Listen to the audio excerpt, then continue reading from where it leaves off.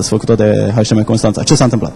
Da, într-adevăr, o înfrângere greu de digerat, un joc slab al echipei, atât în apărare cât și în atac. Nu a funcționat practic nimic.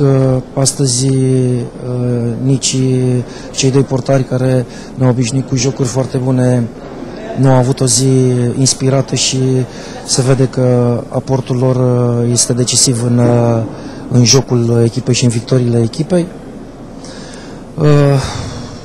E greu de vorbit după acest meci. O să facem o analiză atentă a acestui joc, o să tragem concluzii și o să încercăm ca săptămâna viitoare să jocul pe care îl avem cu Sankt Petersburgul să arătăm că ce s-a întâmplat în seara asta a fost o întâmplare. Din păcate, săptămâna viitoare nu mai contează, din punct de vedere al calificării. Da, din păcate așa este, nu mai contează, dar mai avem încă două jocuri pe care trebuie să le disputăm și trebuie să dovedim că ce s-a întâmplat în seara asta, mă repet, a fost o întâmplare. Consider că jucătorii în repriza a doua au cedat mult prea repede lupta și diferența de scor nu cred că reflectă vis-a-vis de valoarea celor două echipe. Nici prima repriză n-a fost una extraordinară, dar HCM era încă acolo. Ce s-a întâmplat la pauză? Ce l-a spus la pauză? Am așteptat cu toții ca să iasă de la cabine o altă echipă. Din păcate a ieșit una mai slabă, mai lipsită de vlagă. Da, într-adevăr, am discutat cu ei la pauză.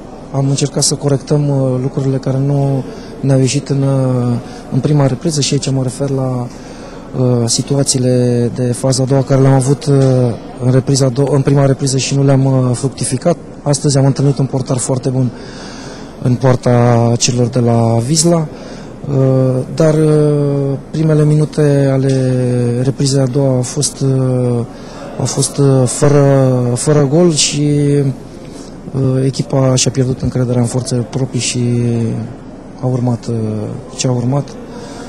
Puteți numi vinovați după această partidă? Suntem vinovați cu toții. Suntem vinovați cu toții datorită modului cum am abordat partida, dar mai presus de toate suntem vinovați pentru că nu am luptat până la sfârșit și lucrul ăsta îmi dă de gândit. Domnule Ștefan, vă mulțumesc și capul sus, cum spuneați dumneavoastră, mai există încă două partide pentru HCM Constanța, din păcate nu mai au importanță. Acesta a fost jocul HCM-ului, poate cel mai slab făcut în Liga Campionilor. Costi, înapoi la tine pentru concluziile finale.